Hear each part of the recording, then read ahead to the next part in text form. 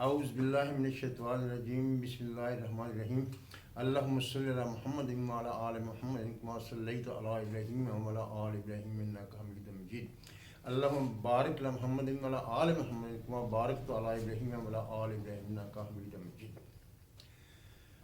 मुअज़्ज़ज़ नाज़रीन व सामीन, अस्सलामु अलैकुम। जैसा कि आपको मालूम है, पिछली वीडियो में मैंने आपके सामने जिक्र किया था कि अल्लाह ताला ने फ़रिश्तों से आदम की तख्लीक के बारे में मशवरा किया और फ़रिश्तों ने जो जवाब दिया वो भी बताया था आपको। और जवाब देने के बाद उस पर जो सवाल उठाए थे वो भी मैंने आपके सामने जिक्र किए थे। अब उससे आगे बढ़ते हैं और देखते हैं कि इसके बाद क्या हुआ। अल्लाह ताला ने जब फ़रिश्तों आदम अलैहिस्सलाम को फ़रिश्तों के सामने पेश किया और सवाल पूछे, कहा बताओ इन चीज़ों के बारे में। फ़रिश्तों से कहा कि अगर तुम जानती हो तो बताओ।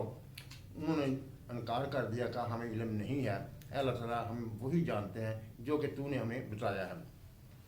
जब आदम से पूछा गया तो आदम ने उन तमाम के नाम बता दिए।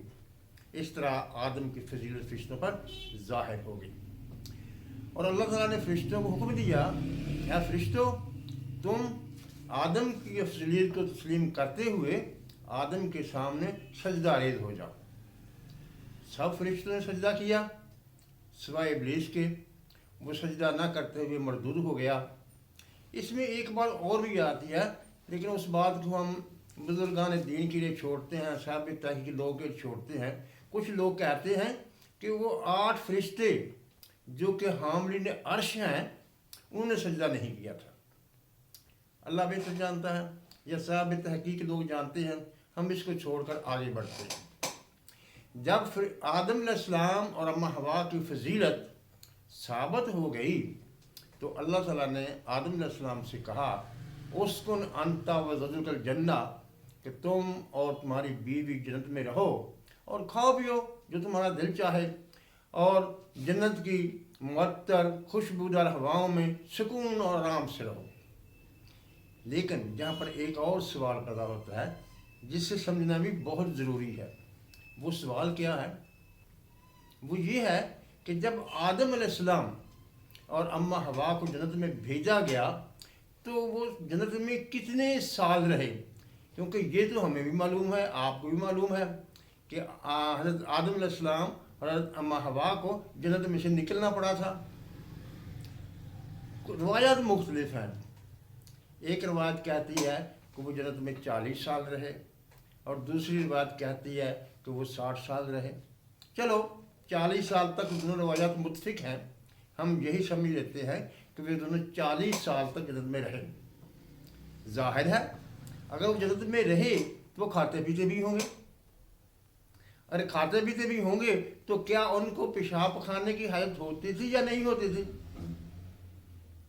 यहाँ एक और नुक्ता आ गया, वो ये कि अगर आदम अलैहिस्सलाम और अम्मा हवा का जिस्म हमारे जिस्म जैसा था तो फिर तो लाज़मी बात है कि उन्हें रफ़ा हाजत होता होगा और इसकी ज़रूरत पड़ती होगी। लेकिन अगर उनका जिस्म हमारे जैसा नहीं था तो फिर और बात है। इससे भी यही बात वाज़ेह हो जाएगी कि आदम अलैहिस्सलाम और अम्मा हवा जिस जन्नत में रहे थे वो जन्नत आसमानी जन्नत थी या ज़मीन में किसी बाग में थे।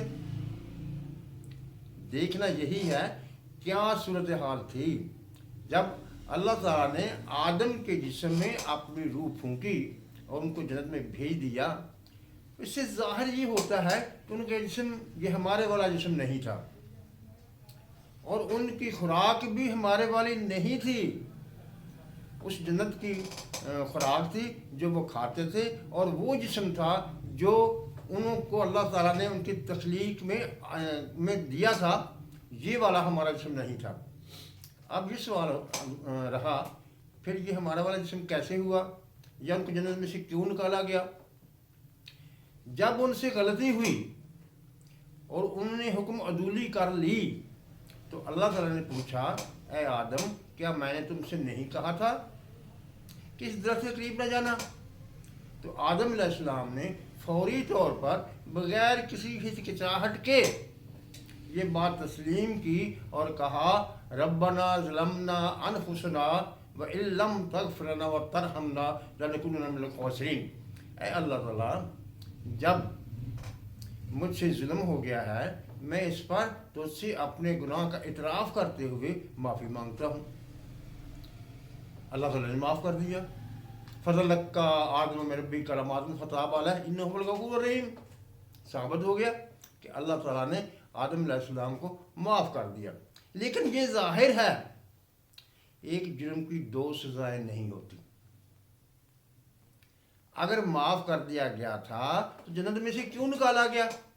یہ بھی سوال ہے۔ اس سوال کو دیکھنے کے لیے ہم دیکھتے ہیں کہ جب اللہ تعالیٰ نے اس درخت کے کھانے سے منع کیا تھا تو اس سے پہلے جو آدم علیہ السلام کا جسم تھا وہ نورانی جسم تھا، وہ جنت کی نورانی اشیاء ہی استعمال کر رہا تھا، جن میں سے رفع حاجت کی ضرورت نہیں پڑتی تھی۔ لیکن جب آدم علیہ السلام اور اماں حوا نے وہ پھل جس سے منع کیا گیا تھا وہ کھا لیا تو ان کا یہ ہمارے والا جسم، بشری جسم ظاہر ہو گیا۔ تو لامحالہ جب یہ ہمارے والا جسم، بشری جسم ظاہر ہو گیا تو اس نے رفع حاجت کے لیے بھی جانا تھا، پیشاب پخانہ پسینہ وغیرہ سب بھی ہونا تھا، جو کہ جنت میں نہیں چاہیے تھا۔ اگر یہ چیزیں جنت میں ہوتی ہیں تو اس کا مطلب تو دنیا والی آب و ہوا ہو جائے گی، جو کہ ناممکن۔ اللہ تعالیٰ نے جنت کو صاف شفاف پیدا کیا ہے اور اس میں اس کی خوشبودار معطر ہوائیں سب کے لیے ہمیشہ ہمیشہ کے لیے ایک سی رہیں گی۔ اسی لیے آدم علیہ السلام کو جنت میں سے نکالا گیا اور زمین پر بھیجا گیا۔ اسی سے یہ بات بھی حل ہو جاتی ہے کہ جو لوگ یہ کہتے ہیں کہ اللہ تعالیٰ نے آدم علیہ السلام کو دنیا کے کسی باغ بغیچے میں بھیجا تھا، وہیں رہے تھے، یہاں بھی دو سوال آ جاتے ہیں۔ پہلا یہ کہ اگر وہ درخت جو آدم علیہ السلام نے استعمال کیا، کیا وہ درخت دنیا پر کہیں موجود ہے؟ آج تک تو کسی نے نہیں بتایا کہ وہ درخت دنیا پر کسی جگہ پر موجود ہے یا نہیں ہے۔ ہونا بھی نہیں چاہیے اور ہے بھی نہیں ہے، کیونکہ وہ تو اس جنت میں تھا جو اللہ تعالیٰ نے حساب و کتاب کے بعد مسلمانوں کو، ایمانداروں کو دینا ہے۔ یہاں پر ایک اور سوال بھی کرتے ہیں، کیونکہ وہ جنت حساب کتاب کے بعد ملے گی، آدم علیہ السلام کو حساب کتاب سے پہلے کیوں مل گئی؟